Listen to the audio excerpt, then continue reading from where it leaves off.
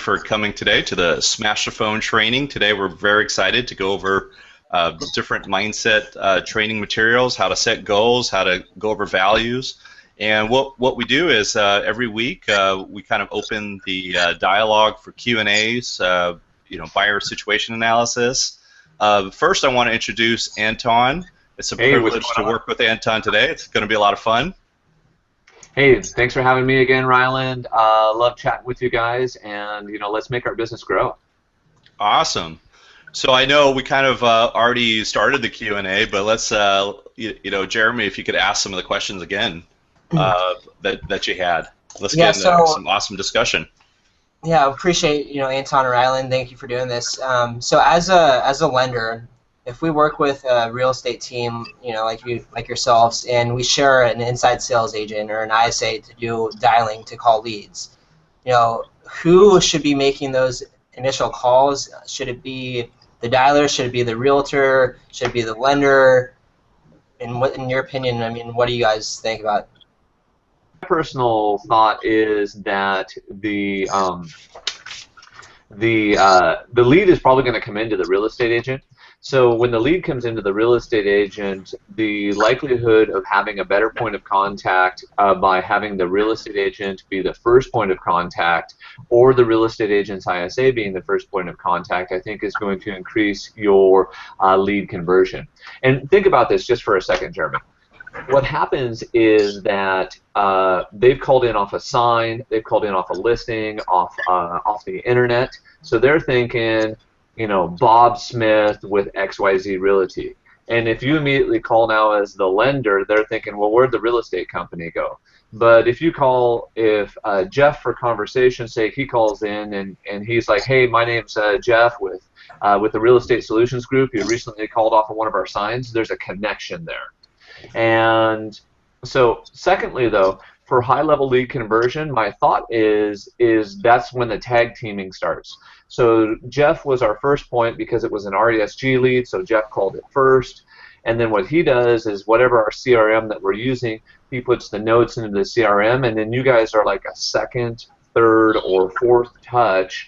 And then every time someone communicates, they put the notes in the CRM, just like you've done before, Jeremy. You put in your initials, you put in what was said, what was done, and the next step in the follow-up. But I think the first point should come from the real estate side, and then after that, tag team. Ryland, anything to add? No, that's great. I just want to point out that we actually will go into great detail on this. It's going to be 2 weeks of this course. Yeah. And we'll bring in a couple different scenarios. The way I've seen it, there's a couple ways to do it that's really effective. We'll bring in some role plays from some people on my team that do it really effectively, where basically the realtor has a three-way call set up for the loan officer, and also understanding how to do a third-party validation to say, here's why this person is going to add so much value to your business. It's very important that there's a solid relationship between the lenders and the realtors, and so we'll go through a lot of that.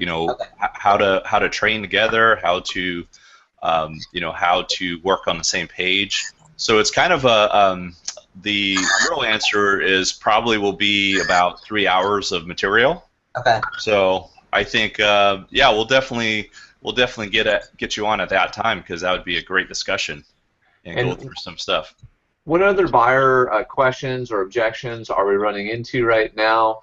What things are we seeing? Let's continue this discussion real quick.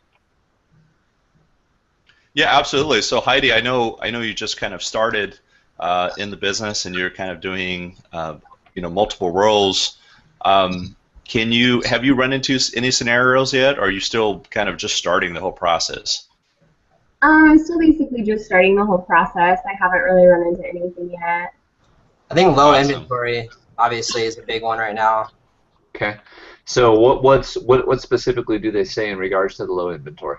Well, specifically for millennials and my friends and their friends is that, well, I don't want to move out because there's nothing to buy. Okay. And I don't want to spend that much on something that costs so much, and I'm not going to get as much out of it. Not a problem. I can appreciate that you feel that way, Jeremy.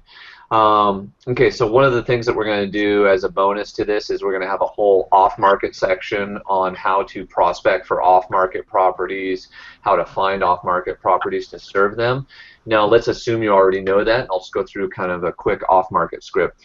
So, Jeremy, one of the things that we can do for you is, as your buyer agent, as your lender, as your ISA, whomever you're calling as, is that we can find you the property that will work for you in the right situation. You see, we can find those properties that are off-market that haven't even hit the MLS yet. When would be a good time for us to sit down and discuss that? Today at 1, tomorrow at 2. And basically just start moving them forward through the process. You don't even have to give them any details. You just say, we're going to do it. Okay. And also, if it is a very strong concern, you want to validate the concern. You want to say, you know, Jeremy, I understand how you feel. And, you know, lots of our buyers, they've really felt the same way. And here's what we found. And then you go into examples of other people that you've sold properties to or been successful, so that they can see how to win in these situations. Actually, we had a pretty cool meeting. I know Jeff and Anton were there the other day with Livewire. It was like kind of being like a kid in the candy shop, right? it was pretty awesome. Yeah. Livewire is a software platform, and we're kind of asking for all these wish list of Christmas list of items. It's pretty awesome what we expect to have for off-market lists and compilation of data and reports, and you know, it's like in the past we used to do all this data compilation ourselves. To have some automation with that. So you have an actual report that has off-market properties, you know, trustee sale foreclosures that haven't gone to auction yet. You know, it's almost sad, Anton, that we get excited about these type of things, right? Like, yeah. So what's wrong with us? So we're sitting there, you know, with these guys from Livewire, and they're asking what we want in a CRM, and we're like, oh, okay. So we just make this long list, like we need this, this, this, this. But you know, just to go back to what you're saying, Jeremy, off-market properties is powerful, especially not even just your regular buyer, but investors, builders, developers. Those guys and gals, they want the off-market properties. I've got one that I just kind of want to throw out there, and then, you know, maybe Rylan, you can chime in, or Jeff, you can chime in. We have a buyer who keeps saying, like, I'm approved, I want to go buy a house, and then literally, like, at 7 o'clock at night, they'll send an email and be like, oh, I don't want to buy anymore, or oh, I'm just going to stay. So it's really funny. Their motivation will go like all the way to a 10, like I've got to go see this property, I'm ready to buy now, and then at like 7 or 8 o'clock at night they bust off an email that says, well, now we're thinking about staying, or, you know, so what are ways that we could handle or deal with that kind of, you know, emotional or commitment, a roll up and down?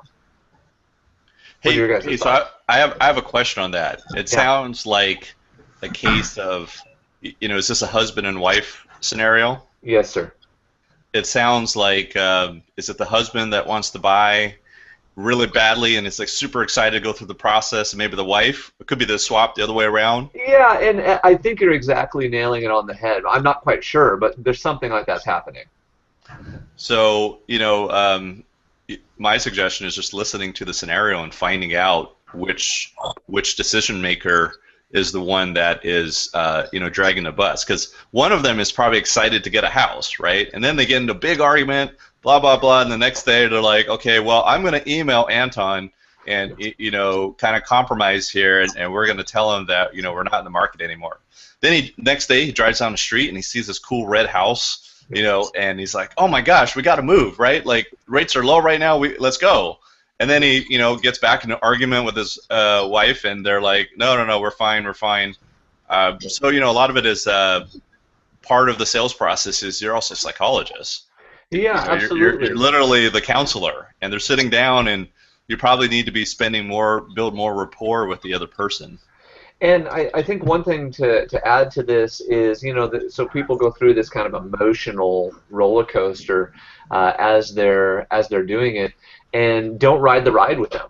Okay, as it goes up and down, just hang out. You just stay your course, and wait for their motivation to peak and to get in. Anyone else have any other thoughts? And thanks, Rylan. I wasn't thinking about the fact that they're probably fighting in the background. Yeah, just always ask, dig deeper, go ask why, find out more information. Okay. So, out of curiosity, who are you talking to? Are you talking to the husband, or are you talking to the wife? Wife. You're talking to the wife. Yeah. Okay. So it's maybe the other way around then. It's maybe the husband that's the one that's, dragging his feet. Who knows? Yeah. He might be a jealous type. He might think that, hey, why are you talking to my wife? 6 p.m. at night. Yes, exactly. Have you sat down with them and, talked to the husband?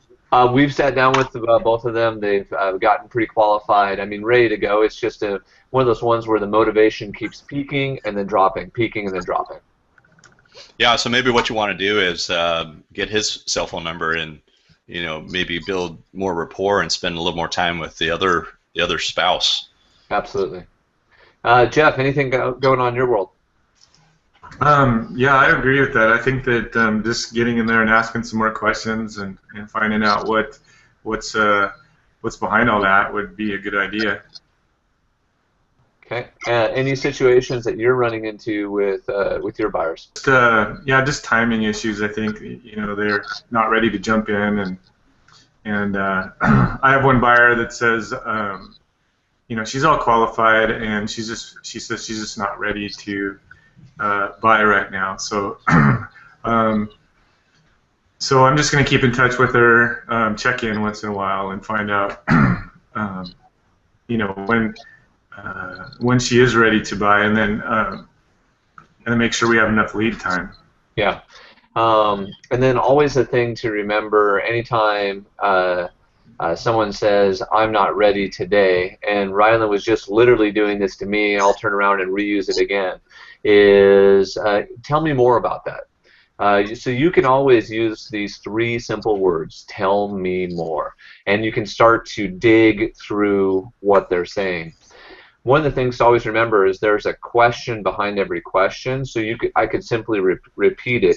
So Jeff, what you're saying is that you need more time. Is that correct? Yes, that's correct. Okay, excellent. So tell me more about that.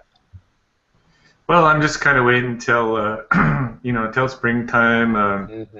Just kind of reeling from the holidays and. Yeah, the holidays, they were exhausting this year. And so we're waiting for springtime. Tell me more about what's important about waiting for spring. Well, there's just a lot going on at work right now, and I feel like in the springtime maybe things will settle down a little bit. Okay. So really, possibly it's just a function of time or projects at work. Is there anything else that's happening? No, not really. Okay. And so, guys, one of the things that we can do right here is we could then move into where we're talking about interest rates or inventory or market cycles or something that's going to cause them to move forward. Honestly, I would just go straight for what's happening in the news. Hey, Jeff, did you know right now we're at historic lows for interest rates? Matter of fact, this stuff that's going on over there in Europe with bond yields, quantitative easing, and oil prices, from OPEC has caused interest rates to plummet, making now a good time to buy. Would today or tomorrow at 3 be a good time to sit down and maybe discuss this a little bit more? Tomorrow would be great. Okay, perfect. So, and thank you for giving me the easy out there. But one thing you have to add is you got to give people an item of value to help them to move forward, or something to cause them to think. Because what happens is as a buyer or even as a seller, just anyone in real estate, we get tunnel vision to where we're just headed towards something and we don't even know what we don't know. I have a question, Anton. When did you get so smooth? Were you like this in high school? Or college? Or was it after college? Yeah, after you got married? Yeah, this probably started in high school, definitely. And The reason it seems so polished is lots of scripts, dialogues, lots of training, thousands and thousands of phone calls, and having conversations like this with you guys. I mean, that's it. Practice. Anton, do you still primarily follow the Craig Proctor system? You know what? We don't follow a lot of Craig Proctor. That was mostly Jeff. Yeah, Our business has always been dial for dollars one, and then internet lead gen, social media two. Those are our two main programs for business. Anton's a smasher. Is a smash the phone guy. Yeah, first we call and then we feed off the internet. Calling is one of those things that your business is always scalable. You could drop me in the middle of Pacoima and hand me a phone, and we would be able to start a new business. You know, I didn't ask this last week, but where is what is it, Pacoima? So this, for some reason, has been an RESG joke for our team for like 5 years. Anytime we're going to talk about an out-of-the-area place, we just say Pacoima. And it's somewhere in California. Oh, it's in California? Yeah. We actually didn't even know where it was in the beginning. Oh, have you actually been there? Like, you should No. take your team, you know, hey, we're going to sell 250 houses, and we'll take everybody to Pacoima. Yeah. No one's been to Pacoima. It's just a weird name that's been chosen. So we always say the buyer's coming from Pacoima, the seller's coming from Pacoima, you know, just something crazy. Anyway, should we get into what we're going to get through? Yeah, absolutely. Well, anybody have any more questions? Q&A, buyer situations. You know, Heidi, what's going to be awesome is, you know, when you're starting out, as you go through this course, you're going to realize that, you know, they're going to come up. And it's like we're kind of time documenting your whole journey. We're starting from, like, you know, you're just a baby right now, and then now you're going to start eating with a little baby spoon, and then, you know, after that you'll be crawling. And then you'll be like, you know, walking into stuff. Yeah. So we get to document your journey and kind of help you along the way. So hopefully the training will be very valuable for you to, you know, so that you can get a couple different perspectives as well in the process. And Heidi, one of the things for you and Jeremy and Jeff or whoever we're going to have on any of these. Write down your questions, write down your scenarios, write down your objections. So when we come into these dialogues, we can go through something that happened to me. Hey, Bob and Betty Smith, they said this, and then let's go through, you know, how to solve it. That would be great.